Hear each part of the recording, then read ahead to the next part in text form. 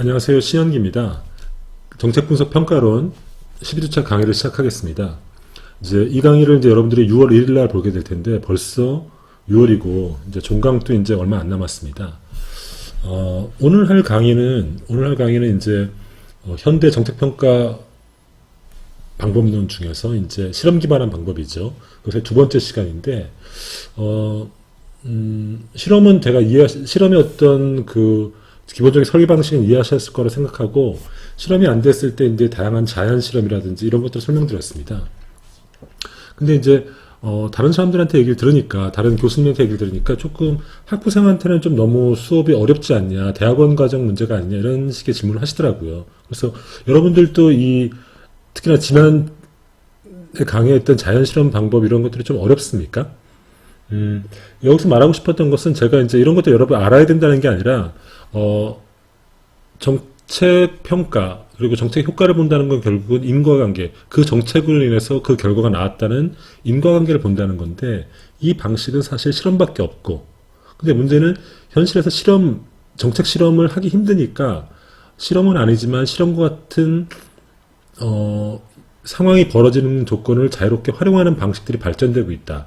그 예로서 지난주에는 이제 자연 실험에 대해서 말씀드렸는데, 그런 취지로 말씀드렸는데, 그것이 어려운지 잘 모르겠습니다, 저는. 그래서 오늘 말씀드릴 거는 역시 자연 실험과 비슷한 맥락이라서, 이중차분법이라는 것과, 그 다음에, 회귀단절 모형, 이런 것들에 대해서 말씀드리겠습니다. 근데 이 방식, 제가 지금부터 앞으로 강의할 거는 이거를 여러분들 반드시 알아야 된다는 것이 아니라, 정책의 효과를 분석하기 위해서 이런 식의 방법론들이 개발되고 있다, 이런 것들을 이해하시면 좋겠습니다. 그래서 정책 분석 평가론, 특히 정책 평가론과 관련해서는 최근에는 이런 식의 방법론적인 얘기들이 많거든요. 그래서 이제 그런 걸 강의하고자 하고, 특히나 만약에 이게 온라인으로 되지 않았다면 제가 여러분들을 대상으로 회기단절 모형을 이용해서 여러분들에게 설문조사를 하고 제가 논문을 쓸 계획이 있었습니다. 그 주제는 뭐냐면은, 선거는 우리가 누군가가 선거에 참여한다는 것이 바로 왜 선거를 참여하는가. 근데 많은 이론들이 있는데, 습관 때문에 선거를 참여한다는 이론이 있거든요. 그러면 이른바 이제 선거는 습관적으로 참여한다, 이런 이론이 있는데, 이걸 증명하기 힘들거든요.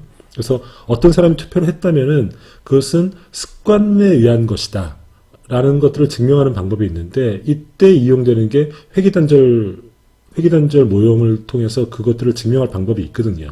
그래서 이런 것들을 설명드리고 여러분들에게 이제 설문조사를 요구하려고 했는데, 어떻게 될지 모르겠습니다. 그래서 그 문제에 대해서 이제 이번 수업 시간에도 좀 설명드리고요. 그 다음에 2학기 때 기회가 된다면은 좀 여러분들을 대상으로 좀 설문조사를 제가 부탁하려고 하고 있습니다. 그리고 14주차 수업은 6월 15일 날 이제 이루어지는데, 이 수업은 종합토론 방식으로 좀 진행하려고 합니다. 그래서 어떻게 할지 이 부분에 대해서 간략하게 말씀드리고 수업을 시작하겠습니다. 14주차 강의를 어떻게 할지는 사실은 제가 이번 학기에 강의하고 있는 과목이 3개거든요.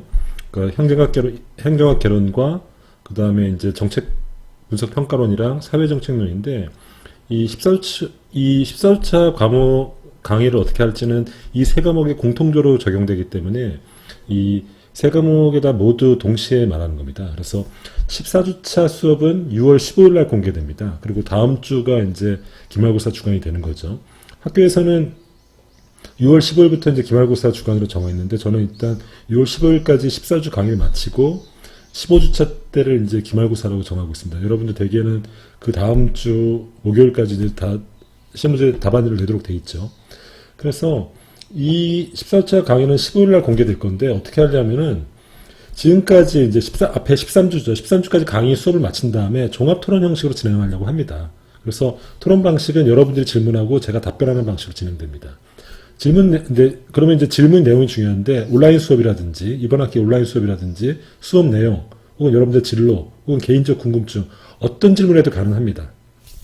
근데 실제로 우리가 이제, 항상 오프라인 때는 원래는 이제, 우리가 이제, 마지막 종강 수업을 했는데, 이른바 이른바 뭐 책거리 하듯이 종강 수업을 했는데 이번에 그렇게 할 수 없으니까 제가 여러 가지 고민을 했습니다. 이거를 줌으로 해볼까 뭐 여러 가지 해볼까 고민했는데 줌으로 하는 것도 저희가 사람이 거의 모든 수업이 60명이 넘고 그리고 어떤 수업은 70명 가까이 되니까 줌은 제가 보니까 안 될 것 같고 그래서 이렇게 하려고 합니다.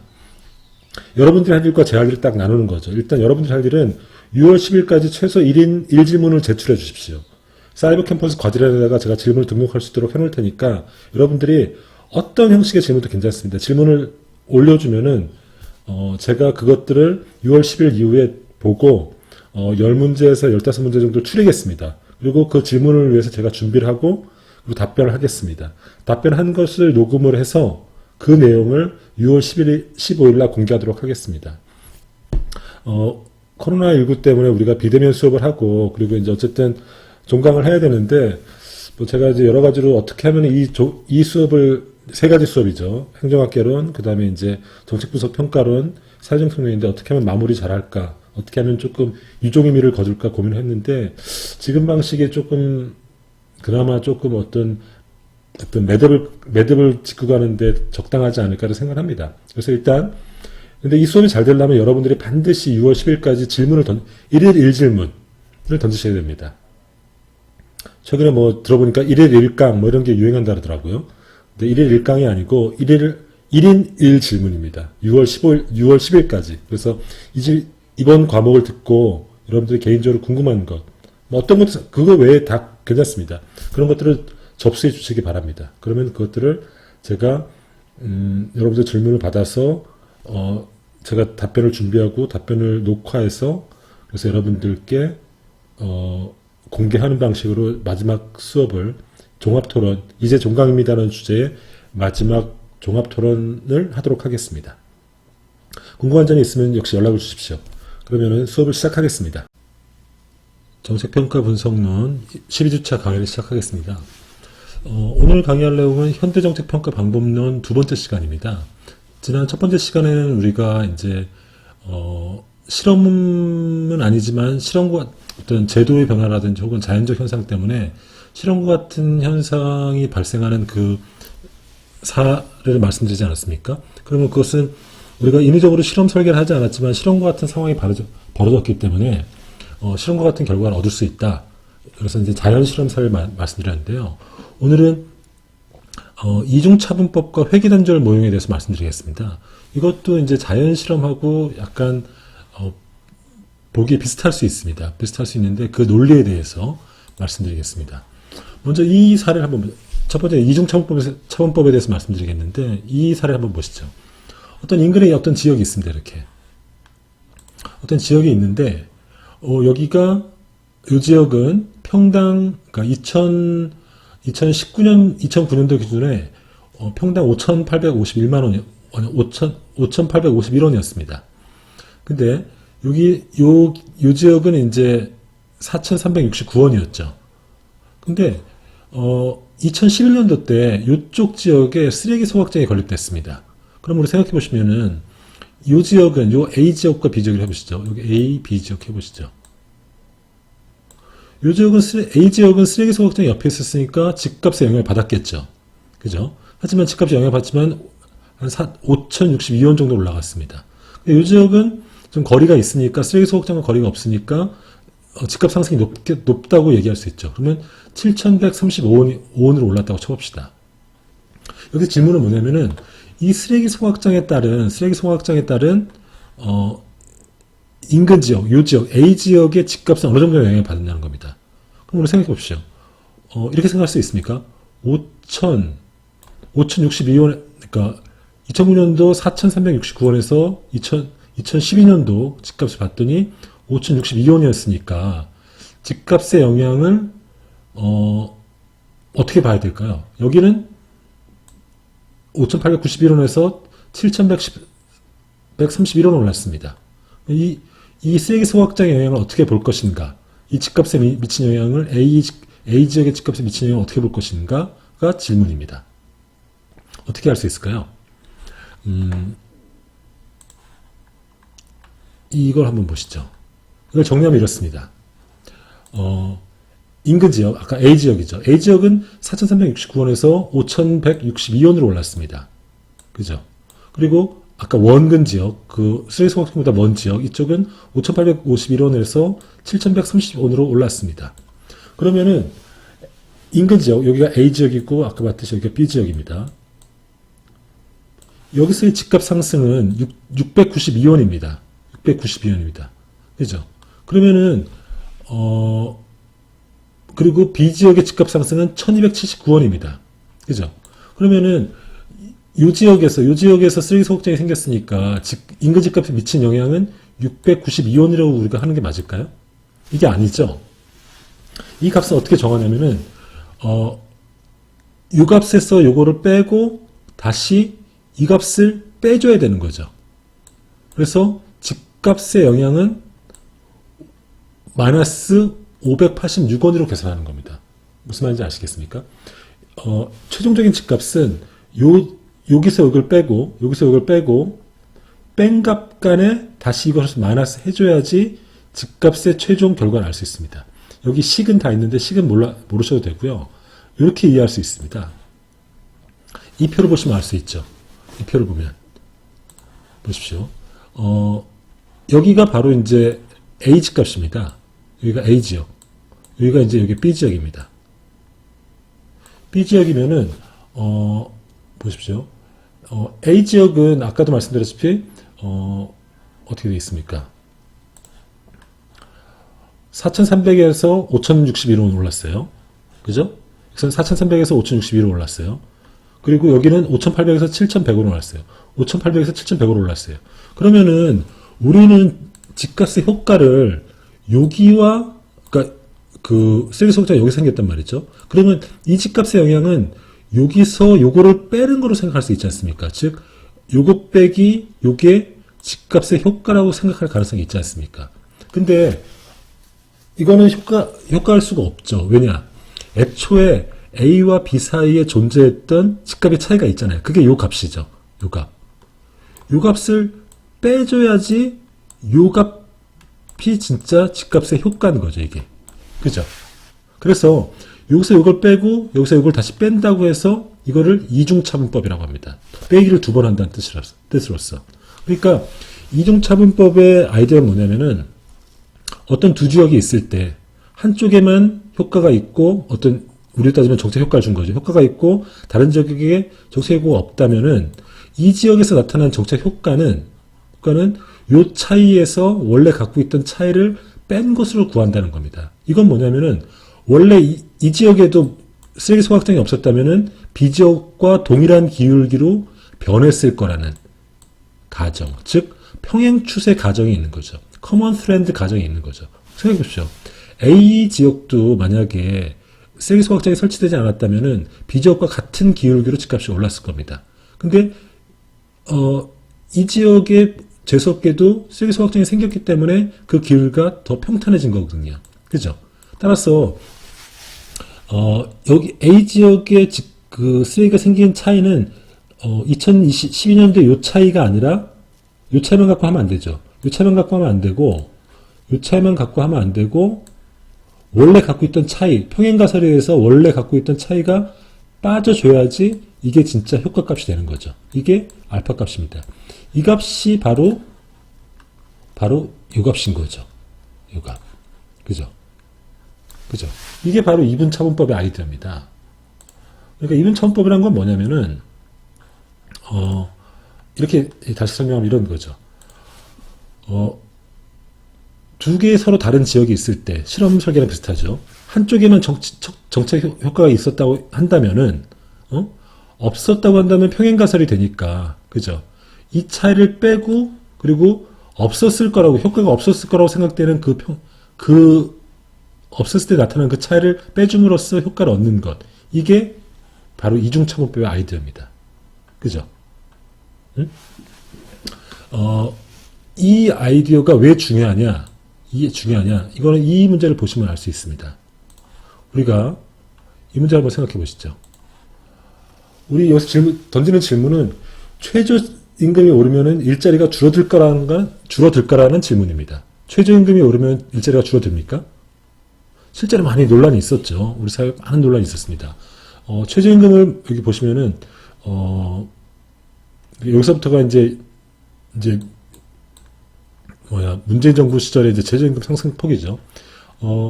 2018년도 때 16.4%를 올렸어요, 갑자기.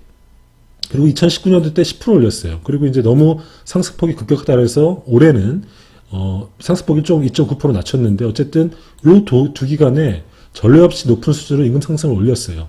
그래서, 지금 올해 같은 경우는 최저임금이 8,590원인데 실제로는 지난 2년 동안 올린 이 효과죠. 그래서 6,470원에서 거의 8,500원으로 거의 2,000원 가까이 올렸단 말이에요. 짧은 기간 안에.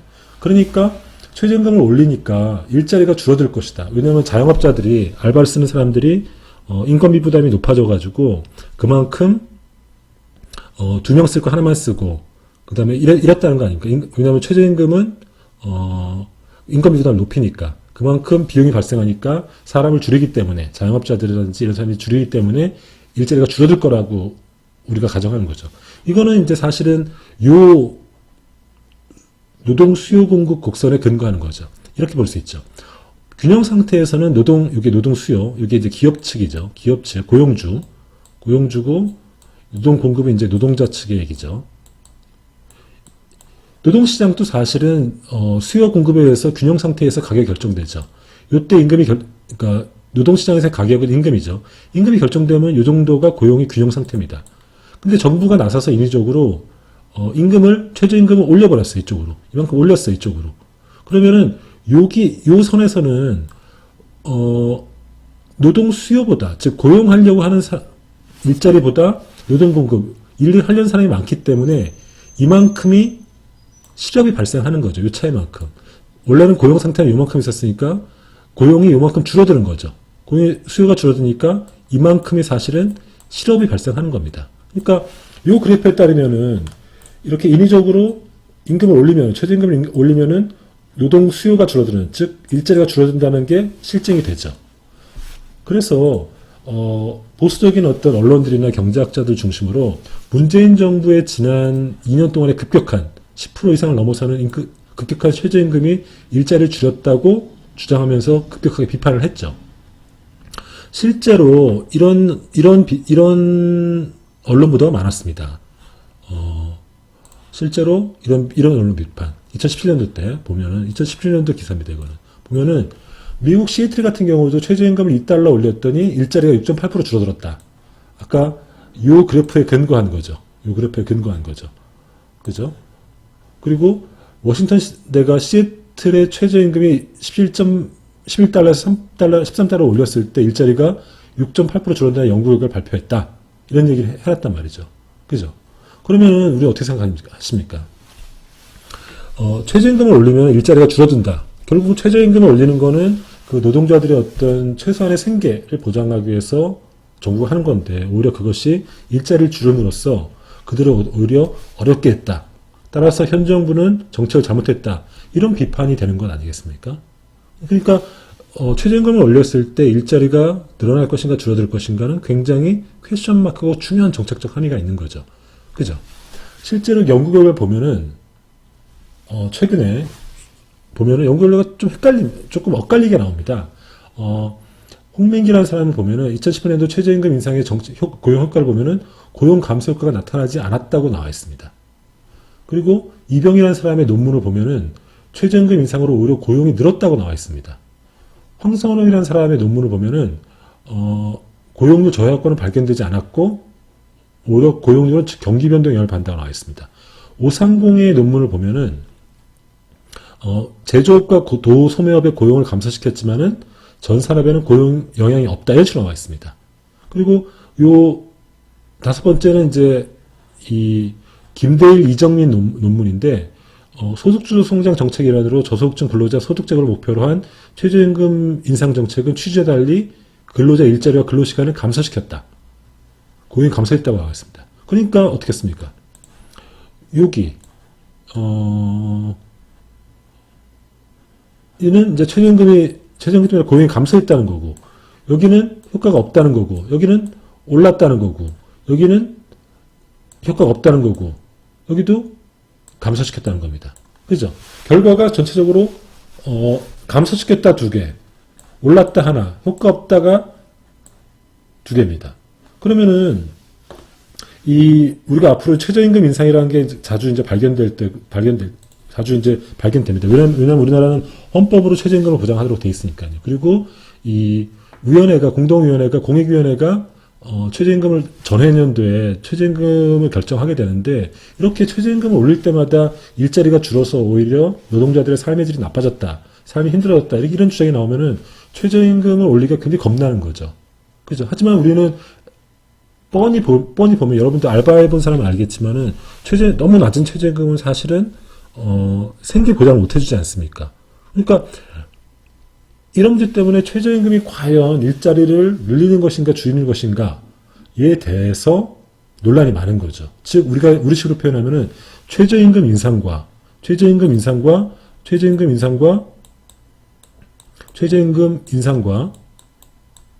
일자리 사이에 인과관계를 어떻게 증명할 것인가라는 질문입니다. 그죠? 인과관계는 최저임금 인상이 일자리 어떤 영향을 미칠까? 그리고 이것은 정책의 문제니까 정책평가의 문제죠. 그 다음에 정책평가니까 인과관계를 분석해야 되는데, 어떻게 이것을 우리가 증명할 수 있겠습니까? 인과관계를 증명하니까 이것도 실험을 통해서 하는 겁니다. 근데 전국적으로 똑같이 최저임금을 올리는데 어떻게 실험을 할 수 있겠는가? 라는 게 퀘스천 마크인 거죠. 그때 우리가 참조할 게 바로 이런 겁니다. 이 그림 보면은 이제 미국도 우리나라처럼 최저임금 인상이 고용을 늘리는가 줄이는 건가가 굉장히 논란거리죠. 근데 이런 일이 있었습니다. 1992년 4월 1일 날 뉴저지의 시간당 최저임금이 4.25달러에서 5.05달러로 올랐습니다. 뉴저지가 어디냐면 여기예요. 여기가 미국 뉴저지예요. 여기가 펜실베니아입니다. 그죠?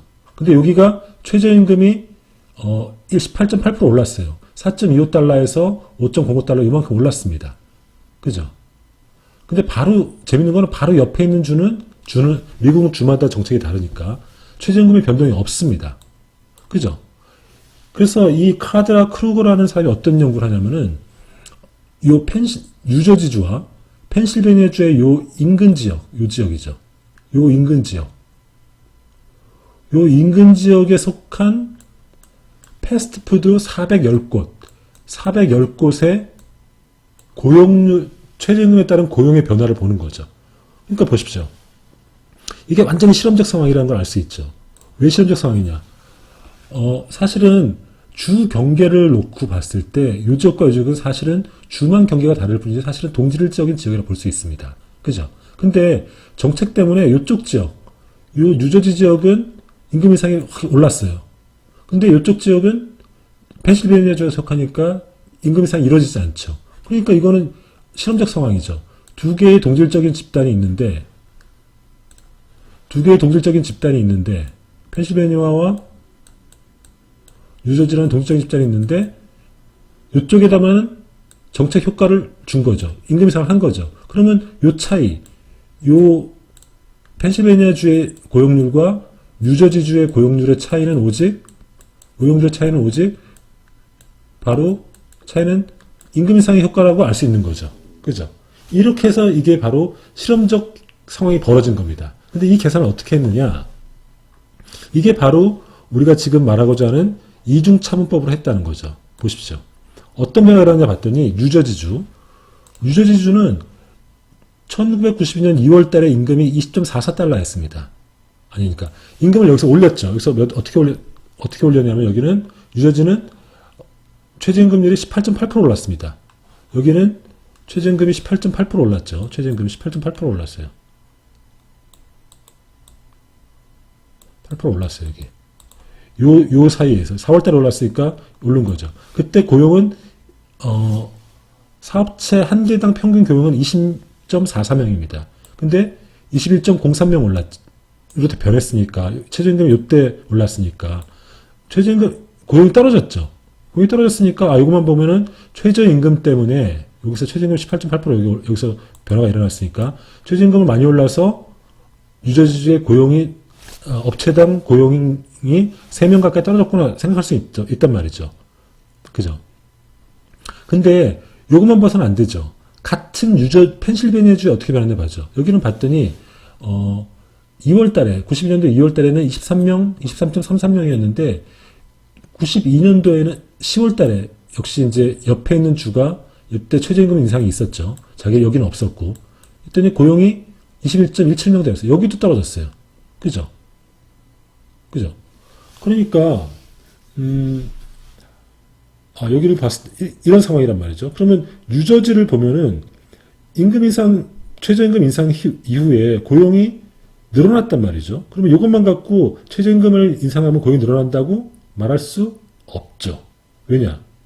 이건 실험적 상황이 아니지 않습니까? 옆주가 어떻게 변하는지 봐야 되는 거죠. 동질한 옆주가. 그죠? 여기는 오히려 떨어졌단 말이죠. 그죠? 그러면은 이 최저임금의 인상의 효과는 이 그림을 옆에서 보십시오. 뉴저지주는 임금 인상을 요때 최저임금 인상했습니다. 그랬더니 고용률이 미세하게 이렇게 올랐습니다. 그러면 여기서 요걸 빼면은 최저임금의 인상이라고 할 수 없다 그랬죠. 그죠? 왜냐면은 이거는 그냥 O에서 X에서 O2 이런 효과니까 요거 갖고는 우리가 인과효과를 볼 수 없다 그랬잖아요. 비교집단이 있어야 되는데 이때 비교집단은 펜실베니아였습니다. 이때는 여기서 욜로 미세하게 떨어졌습니다. 그죠? 그러니까 이중차분법이니까 어떻게 가정해야 됩니까? 뉴저지주의 이 고용률 변화는 사실은 임금 인상이 없었다고 한다면 펜실베니아와 같은 방식으로 변할 거라고 생각할 수 있죠. 그러니까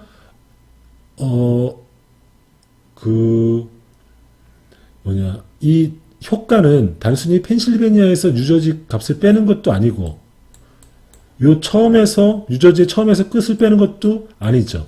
이중차분법 해야 되는 거죠. 여기서 이걸 빼고 그 다음에 원래 갖고 있던 차이였던 요만큼을 또 빼줘야지 원래 효과가 나오는 거죠.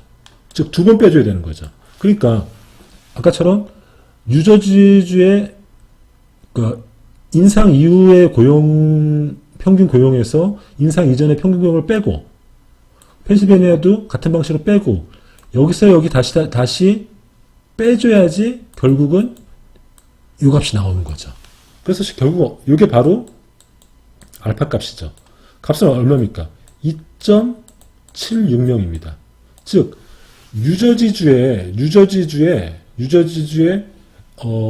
18.8%의 임금 인상, 최저임금 인상의 효과는 실제로 2.76명으로 고용을 늘리는 방향으로, 고용을 증가시키는 방향으로 나왔다는 겁니다.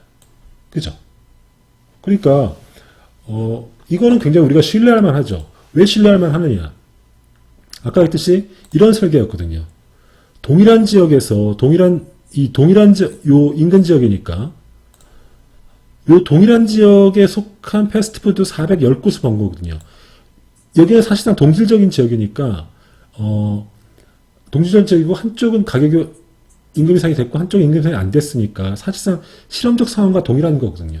그리고 이때의 효과는 이쪽과 이쪽의 고용률의 변화가 같을 거라는 가정에 따라서 이렇게 평행가설로 움직이기 때문에 여기서 이걸 빼고 여기서 이걸 뺀 다음에 다시 그 차이를 빼면은 2.72명으로 나왔으니까 여기서 구하게 된 2.72명은 실험과 똑같은 효과니까 굉장히 신뢰할 만하다는 거거든요. 그러니까 결론은 뭡니까? 1992년 4월 달에 뉴저지주의 18.8%의 최저임금 인상 효과는 2.76명의 고용 상승 효과를 갖고 왔다는 겁니다. 그리고 이것은 사실상 실험과 똑같은 방법이었기 때문에 굉장히 인과적으로 분명하다는 거죠. 그렇죠. 그러면은 이 결과를 통해서 이게 이제 역사적으로 굉장히 중요한 논문인데 이 결과를 통해서 임금이 오르면은 고용이 떨어질 거라는 기존의 상식을 뒤집은 거죠. 오히려 고용률이 올랐다는 것을 보여주고 있는 거죠. 그죠? 그리고 이 결과는 아까 같이 실험적인 방법을 했기 때문에 굉장히 타당하고 반박할 수 없는 결과라는 거죠. 그죠? 이렇게 하는 것이 이중차분법이라는 개념입니다. 그래서 우리가 앞서 봤듯이 여기서 보면은 뭐 올랐다 떨어졌다 올랐다 떨어졌다 이런 질문이 있었는데 이런 것들은 정책 효과를 보기 힘든 게 뭐냐면은 어떤 것도 실험적으로 하지 않았거든요. 실험적으로 하지 않았기 때문에 그 결과가 과연 그 정책의 효과인지 명확하게 얘기하기 힘든 문제가 있습니다. 하지만은 이것은 실험의 방법을 했기 때문에 이 결과는 우리가 신뢰할 수 있다는 거죠. 그래서 여기에 근거해서 우리가 최저임금 인상이 고용에 미치는 효과를 추정하는 방법은 이런 식의 실험적 방법이 있다는 거죠. 인접한 두 지역이 있고, 인접한 두 지역 A, B 지역이 있고, A와 B 지역이 있고, A 지역만 임금이 올랐을 때 정책의 효과는 A의 고용률에서 B의 고용률을 빼는 방식이죠. 이때는 이제 이중차분법을 하는 거죠. 이게 아까 봤던 크루그 요 실험과 요것과 같은 개념이죠. 요 같은 맥락이죠. 이렇게 했을 때 우리는 최저임금 인상의 고용에 미치는 효과를 알 수 있죠. 이거는 왜 실험적 방법이냐면은 요 두 지역이 사실상 동질적 지역이고 한쪽에만 임금 인상이 올랐기 때문에 요 차이를 통해서 정책 효과를 추정할 수 있는 거죠. 그죠? 근데 이렇게도 할 수 있습니다. 이때는 지역 간의 비교였는데 이번에는 이렇게도 할 수 있죠. 최저임금이 적용되는 그룹과 그보다 약간 임금이 높아 최저임금이 적용되지 않는 그룹 D가 있다고 했을 때, 즉 이번에는 직업군, 약간 비슷한 직업군이 있다고 쳐봅시다. 비슷한 직군이 있는데 여기 C 직업군과 D 직군이 있는 거죠. 근데 여기는 최저임금이 올랐어요. 근데 여기는 임금이 비슷했는데 최저임금이 그대로예요. 그러면은 요때 고용률과 요때 고용률의 차이를 빼면은 이것도 역시 최저임금의 인상의 효과를 볼 수 있는 거죠. 그죠? 이렇게도 볼 수 있죠. 이번에는 지역별 임금 차이를 이용하는 겁니다. 비슷한 지역이 있고 여기도 비슷한 지역인 C와 E와 F 지역이 있다고 쳐봅시다. 이때 여기는 최저임금 영향을 많이 받아. 평균적으로. 여긴 그렇지 않아. 그러면은 요 두 지역의 고용 차이는 이 지역이 영향을 많이 받는 최저임금 인상의 효과라고 볼 수 있는 거죠. 그죠? 핵심은 뭡니까? 결국은 어떤 지역에 나타난 정책의 효과를 이 지역의 전후 비교로만 해서는 안 된다는 거죠. 다른 지역과 비교를 통해서만 이 효과를 우리가 타당하게 추정할 수 있다는 거죠. 그죠? 이런 식으로 우리가 정책 효과를 볼 때, 이 비슷한 두 지역 사이의 차이, 비슷한 두 지역이 있고 두 지역 사이에서 나타나는 정책 차이를 이용해서 이렇게 정책 효과를 보는 방식이 있다는 거죠. 이게 바로, 그리고 이때의 정책 효과의 차이는 여기서 요거의 전후차에서 각각의 전후차를 구하고 각각의 전후차를 빼는 방식으로 구한다. 이게 바로 이중차분법의 아이디어입니다. 이해하실 수 있습니까?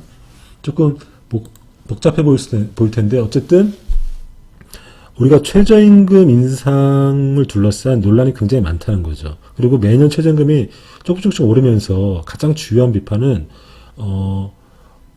생활을 보장하기 위해서 최저임금을 올리지만은 오히려 최저임금을 올리는 효과 때문에 일자리가 줄어들어서 서민들이 더 힘들어진다라는 정부 정책에 대한 비판의 주요 레파토리인데, 실제 최저임금이 고용을 어떤 영향을 미칠지는 우리가 굉장히 연구 결과마다 엇갈린다. 그때 이것들을 가장 타당하게 검증하는 방식은 바로 실험적 방법이라는 거죠. 실험적 방법. 비슷한 두 지역 사이에서 한쪽은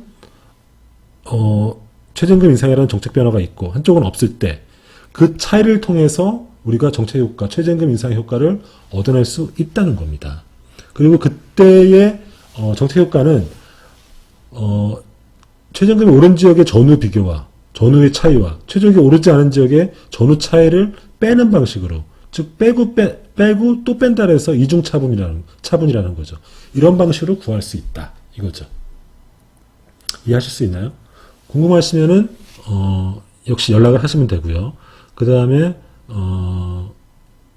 또 완전히 이해 못 하시더라도 이런 식으로, 즉 실험의 아이들을 갖고 이런 식으로 현실에 적용하는구나, 이 정도를 아시면 됩니다. 역시 이 이중차분법이라는 것도 실험이라는 것이 어떤 것인지, 어떻게 해야지 실험이 되는지를 알고 있어야지 발견할 수 있는 현상이지 않겠습니까? 그래서 이것도 실험에 기반한 정책 평가 방법론이라는 거죠. 그죠? 이제 여기까지가 이제 이중차원법에서 실험 기반 정책 평가 방법론으로서 이중차원법에서 말씀드렸고, 다음에 말씀드릴 거는 회귀단절 모형입니다. 회귀단절 모형. 회귀단절 모형은 이제 어떤 단절이 있다는 거, 정책으로 인해서 어떤 단절이 있다는 건데, 제가 한번 예를 들어볼게요. 여러분들 장학금을 받지 않습니까? 장학금 수혜 기준으로서 성적 기준은 과연 타당한 겁니까? 우리가 이제 보통 장학금을 줄 때 성적을 기준으로 이제 장학금을 주잖아요. 그러면은 성적을 갖고 장학금을 주는 건 타당합니까? 이 밑에 표를 한번 보시죠. 표를 쭉 보시면은 기초생활수급자부터 10분위까지, 1분위부터 10분위까지 이제 어떤 소득계층에 따른 어떤 성적을 보는데, 보시면 아시다시피 기초생활수급자의 성적이 굉장히 낮죠. 그죠? 그리고 약간 중산층 이상일수록 성적이 높다는 걸 알 수 있습니다. 그러면은 뭐 그거는 왜 그런지 이제 경제적 지위와 부모의 경제적 소득과 그 자녀의 어떤 성적 차이는 상관관계가 높죠. 알 수 있는데, 그럼 우리가 성적을 기준으로 만약에 장학금을 주면은 결국은 성적과 경제적 상황의 어떤 연관성을 고려할 때 사실은 약간 상대적으로 풍부한 사람, 그러니까 상대적으로 넉넉한 사람들에게 다시 장학금을 주는 이중 혜택이라는 어떤 문제가 있지 않습니까? 그죠? 그러니까 어쨌든 우리가 장학금이라는 것들을 어려운 사람들에 대한 어떤 도움이라는 취지로 이해하면 사실은 우리는 장학금을 이쪽 기초수급자들한테 주로 줘야 되죠. 그죠? 근데 문제는 또 뭐냐면 기초수급자는 또 출신들은 또 성적이 낮단 말이죠. 그러니까 또 장학금이라는 것들을 또 그것이 이제 공부를 열심히 하라는 어떤 인센티브 효과가 있는데 성적이 낮은 사람한테 또 주는 건 또 문제가 있죠. 그러니까 장학금을 수혜를 할 때 성적을 줄지, 그 다음에 가정 형편을 줄지, 이렇게 그냥 논란거리입니다. 그죠? 이런 어떤 기본적인 논란이 있다는 것들을 전제하고, 근데 대개의 학교를 보면은, 이제 우리 학교도 마찬가지죠. 성적 장학금이 있습니다.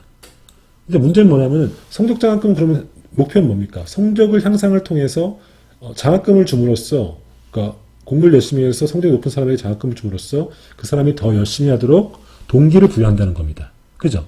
그러면은 우리의 질문은 성적 장학금은 성적을 높일 것인가? 과연 성적을 높일 것인가라는 질문을 던질 수 있는 거죠. 어떻게 생각합니까? 장학금을 주면은 학생들의 성적이 올라갑니까? 올라갈 수 있죠. 왜냐하면 정말로 효과가 그러니까 장려하는 효과가 있으니까. 근데 또 한편으로는 이럴 수도 있죠. 성적 장학금을 받으면 그 사람들이 너무 만족하거나 혹은 뭐 자만해서 오히려 학업을 게을리해서 다음 학기에 성적이 떨어질 가능성도 있죠. 알 수 없단 말이죠. 그죠? 그러면 그 효과를 어떻게 우리가 볼 것인가라는 겁니다. 생각해 보십시오. 이렇게 표현할 수 있죠. 우리가 이제 성적을 0부터 10점까지 성적을 해봅시다. 그리고 우리가 보통 6점 이상을 받으면, 성적 장학금이 6점 이상을 받으면 이쪽 그룹에 대해서 우리가 성적 장학금을 주기 시작합니다. 그러면은 원래 성적 장학금의 아이디어는 보통 작년에 성적 좋았던 사람이 올해도 성적 좋을 가능성이 있죠. 보통은 이런 어떤 정비례의 관계가 있을 겁니다. 그러면 성적 장학금의 효과는 이때 장학금을 받은 사람, 이쪽을 받은 집단이죠. 받아서 그러면 이 사람들의 성적과, 즉 여기서부터 알파부터 요 이상 사람 성적이죠. 그 다음에 이 사람들의 성적, 즉 작년에 성적이 나빠서 장학금을 받지 못한 사람이 이 사람의 성적의 평균값, 민값을 비교하면 되는 걸까요? 요 평균값과 요 평균값을 비교하면은 장학금의 효과라고 얘기할 수 있을까요? 어떻게 생각합니까? 여기는 장학금을 받은 집단이에요. 여기는 장학금을 못 받은 집단이에요. 그럼 장학금의 효과를 요 집단의 올해 성적 평균과, 이걸 1이라고 해봅시다. 이걸 2라고 하고, M1에서 M2의 성적을 빼면은, 즉, 요 집단과 요 집단의 성적을 빼면은 요게 장학금의 효과입니까? 여긴 장학금을 다 받았으니까. 어떻게 생각합니까? 그렇지 않죠? 왜 그렇지 않습니까? M1과 M2는 단순히 장학금의 차이뿐만 아니라 M1에 속하는 집단의 어떤 특성들, 가령해서 뭐 가정 형편이 좋을 수도 있고 부모들이 더 공부를 잘했을 수도 있고 이런 다양한 차이가 있기 때문에 단순히 여기를 퉁쳐서 평균을 비교해서 차이를 하면은 효과를 알 수 없죠. 그죠? 한마디로 얘기하면은 이 집단과 이 집단이 서로 비교할 수 없는, 즉 동질적이지 않은 겁니다. 그죠? 그러니까 이 두 집단의 평균값을 비교하면 안 되죠. 회귀단절 모형은 그래서 어디를 비교하냐면은 요 6.42를 두고 안타깝게 성적이 0.1점 모자라서 장학금 못 받은 사람과 재수 좋게 성적이 조금 높아서 장학금을 받은 사람들이 있을 거 아닙니까? 왜냐면 장학금 6점에서 차이가 벌어졌으니까. 그러면은 지난해 성적이 5.9점인 사람과 6.1점인 사람은 사실 질적인 차이가 있습니까? 없습니까? 사실상 없죠. 요 좁은 요 집단, 요 기준점이라는 6점 사이로 마이너스 1점씩 차이, 0.1점씩 차이는 요 집단은 사실상 동질적인 집단이라고 볼 수 있습니다. 동질적인 집단인데 우연에 의해서 그 중간 지점인 6점에서 장학금을 받고 못 받고 차이가 났으니까 요 집단을 비교해보면은 사실은 장학금 효과를 알 수 있는 거죠. 왜냐? 이거는 사실상 좁은 영역이니까 요 전체가 아니라 좁은 영역에서 0.9점에서 6.1점 사이의 좁은 영역이니까 사실상 동질적인 집단이고 그 중에서 일부에서 장학금을 받았으니까 요 집단과 요 집단의 차이를 비교해보면은 바로 성적의 장학금의 효과를 알 수 있는 거죠. 그죠? 여기서 바로 이 단절이 일어났다고 해서 바로 회귀단절 모형이라고 하는 겁니다. 그죠? 그러니까 회귀단절 모형의 아이디어가 뭐냐면은 어떤 제도가 일적으로 이루어졌을 때 그 제도를 둘러싼 좁은 영역에서는 사실상 동질적으로 일어나기 때문에 요 차이를 비교해봄으로써 요 정책의 차이를 알 수 있다는 거죠. 그죠? 그리고 요 국가 요 집단이 서로 동일하다는 것은 사실상 실험에서 요구되는 집단 간의 동질성 요건을 충족한다는 거거든요. 그죠? 이게 바로 회귀단절의 아이디어입니다. 그래서 이렇게 볼 수 있는 거죠. 어떤 점을 기준으로 여기서는 6점이었죠. 6점을 기준으로 질적인 차이가 일어날 수 있죠. 그죠? 또 어떤 점을 기준으로 살짝 이렇게 일어날 수 있습니다. 그죠? 그러면 우리는 비교를 요 집단 전체와 요 집단 전체를 비교하는 거는 사실 이질적일 수 있으니까 좁은 지역만 갖고 이 정책 효과를 차이를 보는 거죠. 이렇게 좁은 지역으로. 그죠? 그래서 정책 효과는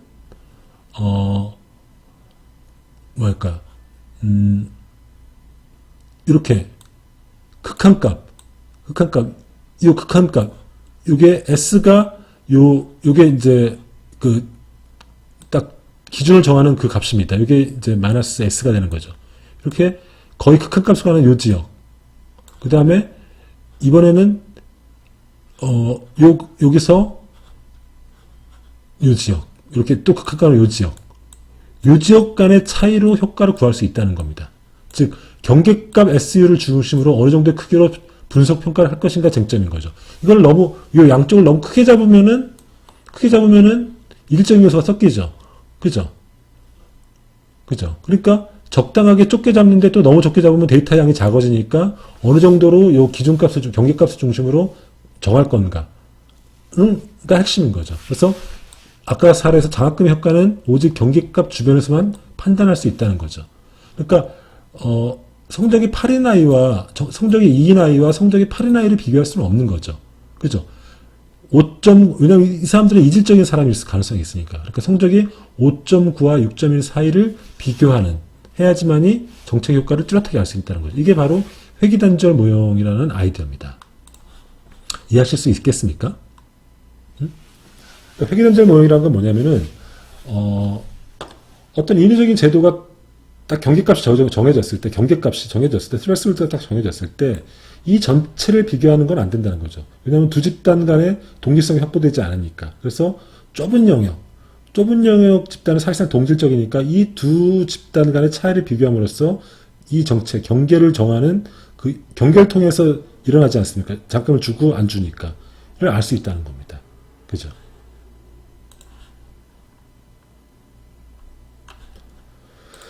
이걸 보면 더 쉽게 이해할 수 있습니다. 이거는 뭐냐면은 미국에서 19세부터 23세 사이의 사망률에 대한 얘기입니다. 사망률의 그래프를 그린 건데, 그러니까 19세부터 20세까지 미국 젊은이들의 사망률을 본 건데, 21세를 기준으로 사망률이 급격하게 차이가 나는 걸 알 수 있죠? 그죠? 21세를 기준으로 사망률이 급격히 차이 나잖아요. 그죠? 왜 그런가 봤더니, 미국에서는 21세부터 음주를 허용합니다. 음주를 허용합니다. 그죠? 음주를 허용하니까, 음주를 허용하는 어떤 주가 있단 말이죠. 그러니까, 젊은 사람들이 21세 이전에는 음주를 허용하지 않으니까, 그냥 술을 못 먹는 거죠. 그러니까 합법적으로 술을 못 먹는 거죠. 그러니까 이 정도의 사망률이 나타났는데, 21세부터 음주를 허용한 이후부터는 사망률이 급격히 높아지는 거죠. 이걸 통해서, 그러니까 뭡니까? 그 주에, 뭐랄까, 음주를 정하는 21세라는 이 경계값을 기준으로, 근데 이 경계값 사실은 21이라는 의미가 아니라 이걸 기준으로 음주를 허용하고 허용하지 않는 거죠. 그죠? 그래서 우리가 아까 같은 거에 따라서 21세가 살짝 못 미치는 사람과 21세가 살짝 넘는 사람 사이에 요 값을, 사망률을 비교해 보면은 그 사망률의 차이는 오직 무엇으로 추론할 수 있다는 겁니까? 경계값이 의미하는 음주 허용 여부, 즉 음주의 효과에 따른 사망률 차이라고 우리가 추론할 수 있는 거죠. 무슨 말인지 알겠습니까? 요길 21세라는 걸 통해서 음주를 허용하고 안 하고 하는 게 생기니까 이 경계값을 기준으로 단절이 일어난 것 아닙니까? 그러니까 요 좁은 구역을 중심으로 이 사람 21세 이상과 21세 이하 전체를 비교하면은 이 사망률 차이는 단순히 음주 외에도 다른 요소들이 많이 있겠죠. 그죠? 하지만은 21세보다 몇 달 못 미치는 사람들, 21세보다 몇 달 넘는 사람들은 사실상 거의 동질적인 집단을 할 수 있거든요. 그리고 그 사람들의 차이는 오직 21살이 됐냐 안 됐냐 이 차이니까. 그리고 그것에 의해서 음주가 허용되고 안 되고의 차이니까 이 두 집단의 요 좁은 이 두 집단에서의 차이는 오직 술을 마시고 안 마시고의 차이라고 우리가 추론할 수 있는 거죠. 즉 음주에 따른 젊은 사람의 사망률의 차이라고 우리가 타당하게 추론할 수 있다는 겁니다. 그래서 이 경계값의 좁은 영역을 따라서 동질적인 두 집단이 형성되고, 그리고 이 차이를 오직 그 경계값에 의해서 만들어진 정책 효과라고 타당하게 추론할 수 있다는 거죠. 그죠? 이게 바로 회귀단절 모형의 아이디어입니다. 어떻게 이해하실 수 있겠습니까? 회귀단절 모형은 이렇게도 추론할 수 있습니다. 보십시오. 여러분 제가 물어보겠습니다. 좋은 학군을 가진 지역은 집값이 높아집니까 낮아집니까? 높아지죠? 좋은 학군은 집값이 높아지죠? 근데 그것은 어느 정도인지 알 수 없지 않습니까? 그죠? 이것들도 우리가 회귀단절 모형이라는 아이디어로 할 수 있습니다. 가령 여기에 좋은 학교 A가 있다고 가정해 봅시다. 그러면은 우리는 좋은 학교의 효과를 이쪽 A라는 학교를 갖는 요 A와 B, C, D. 그러니까 요 집값에서 A의 집값에서 B를 빼거나 A 집값에서 C를 빼거나 A 집값에서 D를 빼는 방식으로 학군 효과를 우리 추론할 수 있을까? 그럼 맞을까요? 이 집값이 높을 겁니다, 아마. 요 A 지역의 집값이 높을 거예요. 왜냐면 A라는 좋은 학교가 있으니까. 그죠? 집값이 높을 건데, 그래서 요 집값과 여기 집값 평균, 혹은 여기 집값과 여기 집값 평균, 여기 집값과 여기 평균을 빼면은 이 학군 효과를 볼 수 있을까요? 그렇지 않죠. 왜냐? 만약에 A와 B의 집값 차이가 난다면 이것은 학군의 요소이기도 하지만은 A가 갖고 있는 학군 외의 요소일 수도 있거든요. 그죠? 즉, 한마디로 얘기하면은 여기와 여기가 동질적이지 않은 겁니다. 우리가 실험 설계에서 항상 중요한 게 비교하는 두 집단 사이에 동질성이 확보되어야 된다고 하지 않았습니까? 근데 A 지역 전체와 B 지역 전체는 동질적인 집단을 얘기할 수 없어요. 그죠? 그럼 어떻게 합니까? 회귀단절 모형에 근거했을 때 요 경계선 지역은 사실상 동질적 지역이죠. 그죠? 왜냐? 요 경계선 지역은, 요 경계 지역은 사실상, 행정구역이 나눠졌을 뿐이지 사실상 동일한 지역이라 볼 수 있잖아요. 그러면은 우리가 실험석에서 요구하는 사실상 동일한 지역이죠. 근데 요 지역은, 경기의 요 지역은 A 지역에 속하니까 A 학교를 갈 수 있는 곳이고, 여기는, 행정구역 바뀌니까 A 학교를 못 가는 지역이란 말입니다.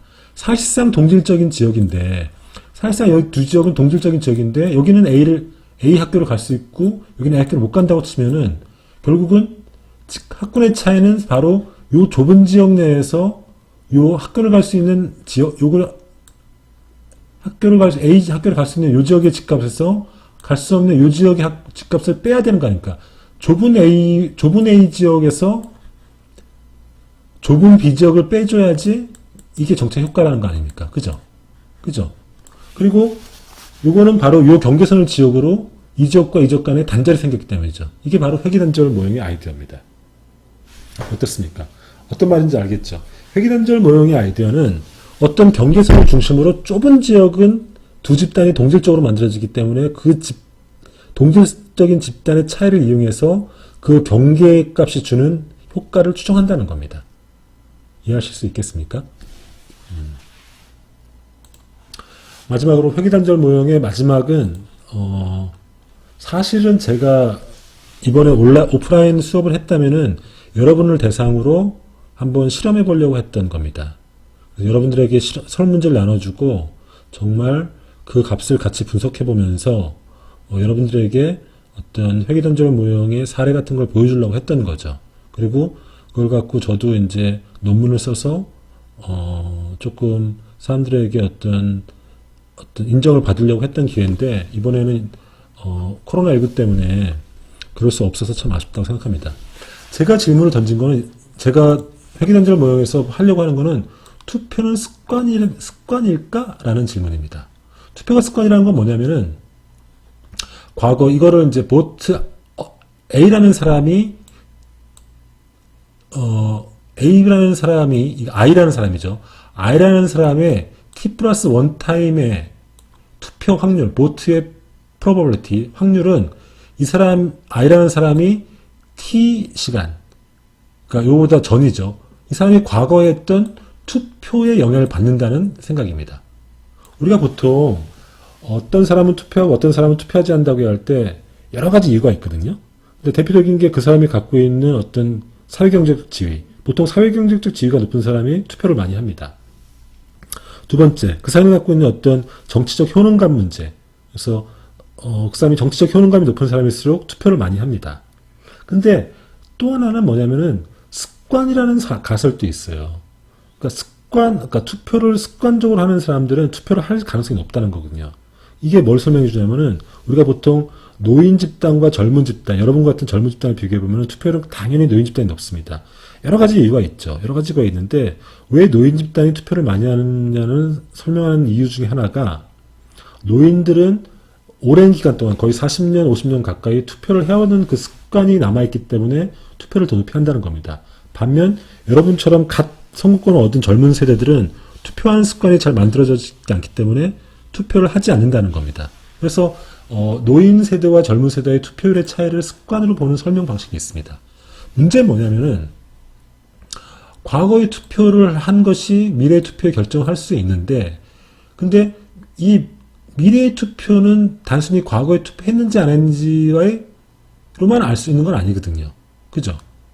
그러니까 만약에 다음 선거, 즉 T1 타임의 투표 참여는 과거 선거에 참여한 것 외에도 다양한 요소에 영향이 있기 때문에, 단순히 어떤 사람이 이 T1 타임에 투표했다는 것이 과거에 투표했기 때문이라고 말할 수 없는 거잖아요.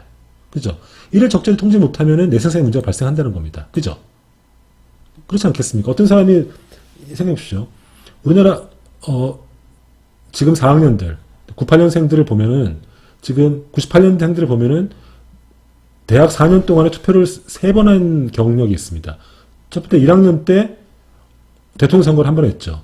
2학년 때 지방선거를 하고, 최근에 총선까지, 즉 98년생들은, 지금 여러분들 4학년인 98년생들은 대학 다니는 동안 투표를 3번 한 굉장히 이례적인 세대들입니다. 그죠? 그럼 여러분들 사이에서 투표를 세 번 다 참가한 사람이 있고 세 번 안 참가한 사람이 있을 것이고 뭐 한 번만 한 사람도 있고 하나 보면 또 안 한 사람이 있을 겁니다. 그죠? 근데 재밌는 건 뭐냐면은 이런 겁니다. 여러분들 1학년이었을 때, 4학년생인 1학년이었을 때를 한번 보십시오. 우리 이때 투표 연령은 만 19세였습니다. 이때 만 19세는 언제냐면 5월 9일 기준으로 만 19세가 되면 투표권이 있었습니다. 그죠? 그리고 만 19세가 안 되면 투표권이 없었습니다. 생각해 보십시오. 1년 365일 중에 1998년생 중에서 여러분들은 1월달부터 12월달까지 굉장히 랜덤하게 태어납니다. 랜덤하게 막 태어나는 거죠. 이거를 이제 태어나는 시점으로 표현해 주십시오. 근데 선거를 기준으로 5월 9일이라는 딱 기준이 생긴 겁니다. 5월 9일 기준으로. 그래서 5월 기준이 넘는 사람은 투표를 할 수 있고, 이쪽에 5월 9일 기준으로 만 19세가 안 된 사람은 투표를 못하는 일이 벌어진 겁니다. 무슨 말입니까? 랜덤 어사이먼트가 일어나는 거죠. 즉, 이때 투표를 할 수 있는 사람과 만 19세에서 투표를 할 수 있는 사람과 만 19세가 못 돼서 투표 안 한 사람들은 질적인 차이가 있다고 말할 수 없죠. 이 사람이 투표하고 안 하고의 차이는 오직 5월 19일이라는 기준에 의해서 갈라졌을 거 아닙니까? 즉 랜덤 어사이먼트가 일어나는 겁니다. 그죠? 그러니까 이때 무작위 배정이 일어난 겁니다. 그래서 무작위적으로 5월 9일 이전생이라서 투표권을 가져서 투표한 사람과 5월 9일 이후생이라서 투표를 못한 사람이 이때 갈려놨겠죠. 이때는 랜덤 어사이먼트가 일어났습니다. 그리고 이 98년생이 시간이 지나면 확률이 높아지면서 2018년도 때 투표를 하기도 하고 안 하기도 했겠죠. 대통령 선거 투표한 사람이 했을 수도 있고 안 할 수도 있죠. 그 다음에 이때 랜덤하게 투표권이 없어서 투표 못한 사람들이 2018년도 지방선거 때는 나이가 20세가 됐으니까, 만 20세가 됐으니까 모두 투표권을 얻었지만은 했을 수도 있고 안 할 수도 있죠. 그리고 이 사람도 다시 4학년이 됐을 때, 여러분이 4학년이 됐을 때 총선에서 했을 수도 있고 안 할 수도, 했을 수도 안 했을 수도 이럴 수 있죠. 그죠? 그러면은 이론적으로 이쪽 사람들이 가장 투표율이 높을 거 아닙니까? 그죠? 그러면은 이 사람들이 이때 기준으로 봤을 때, 요 뒤는 빼고, 이때 투표했는지 안 했는지를 봤을 때, 아마 이론적으로는 투표하고 이 사람이 가장 투표율이 높을 건데, 그러면 이 사람이 만약에 투표율이 높다고 한다면은, 요 집단의 투표율이 높다고 한다면은, 이 투표율이 높은 차이는 오직 이때 랜덤하게 투표를 할 수 있는 자격을 얻었기 때문이라고 얘기할 수 있지 않겠냐는 거죠. 이때는, 왜냐하면 이때 투표하고 안 하고는 오직 5월 9일 이전에 태어났는지 안 태어났는지 차이니까. 그죠? 랜덤하게 결정됐단 말이죠. 그죠? 그리고 1년 지나서 이 사람들의 투표를 했는지를 그 투표의 경력을 봤을 때 이쪽 집단이 만약에 투표율이 많이 높다면은 이 투표율이 높은 거는 오직 1년 전에 우연하게 투표를 할 수 있는 권리를 얻었기 때문이지 않겠냐고 우리가 해석할 수 있는 거죠. 그러면은 이 두 집단은 사실상 랜덤하게 나눠졌으니까 사실 동일한 집단인데 우연에 의해서 이쪽은 투표할 수 있는 권리가 있어 투표를 했고, 따라서 습관이 만들어졌기 때문에 이쪽이 투표했다고 말할 수 있는 거죠. 물론 이제 한 번의 투표를 갖고 습관이 형성됐다 안 했다 말하기 힘들지만 어쨌든 랜덤하게 한 번이라도 투표 기회가 주어진 사람은 다음에도 투표할 확률이 높고 그 다음에도 확률이 높다라고 우리가 추론함으로써 투표는 습관적이라는 것을 증명할 수 있다는 거죠. 어떻습니까? 이렇게 하면은 우리가 투표는 습관이라는 것들을 증명할 수 있겠습니까? 좀 헷갈리죠. 근데 핵심은 뭐냐면은 우리가 어떤 사람의 미래 시점의 투표는 과거의 투표에 영향을 받는데 이것 외에도 다양한 요소가 있기 때문에 아무리 통제해도 힘들거든요. 그렇다면은 이때 과거 시점에 투표를 했는지 안 했는지 여부를 오직 우연에 의해서만 나누는 실험적 상황이 벌어진다면은 이걸 통해서 과거 투표율의 차이가 생겨난다면은 그것은 여기서의 투표를 했냐 안 했냐의 차이라고 추론할 수 있다는 거죠. 이때가 바로 그런 거죠. 무작위 배정에 의해서 투표를 하고 안 하고 한다면은 이때 차이는 개인적 차이가 아니라 오직 어떤 5월 9일을 기준으로 투표권이 있냐 없냐의 차이라는 거죠. 그죠?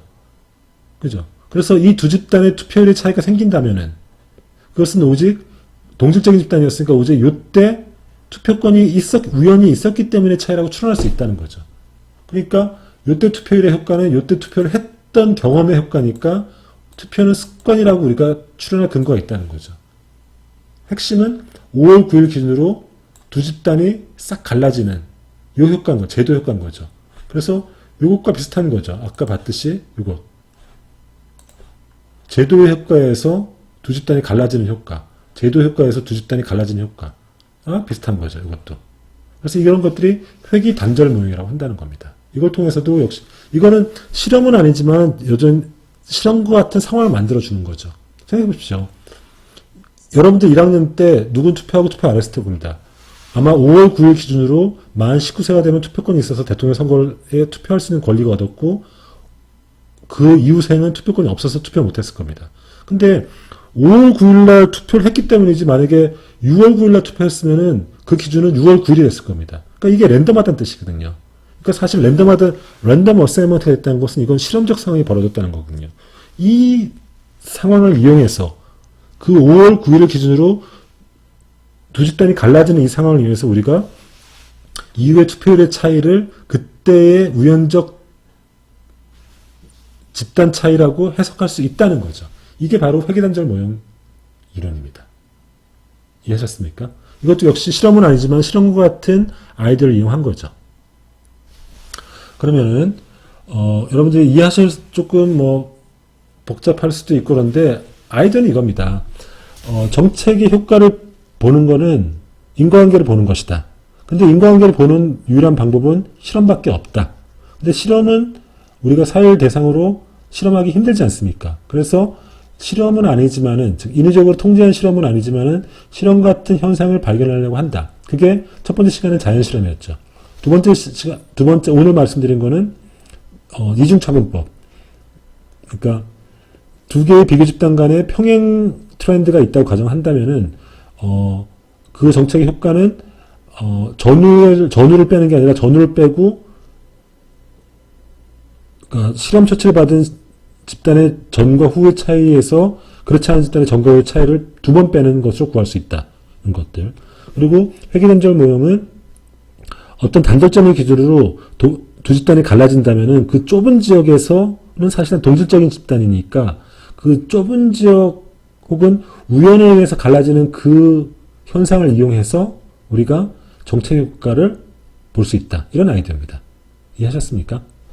그러면 이것으로써 12번째 정책 분석 평가론, 특히 현대 정책 평가 방법론 두 번째 시간을 마치겠습니다. 다음 시간에는 나머지 방법에 대해서 도구 변수라든지 그다음에 현장 실험이라든지 이런 것에 대해서 말씀드리겠습니다. 그러면은 이것으로써 정책 분석 평가론 12번째 수업을 마치겠습니다. 수고하셨습니다.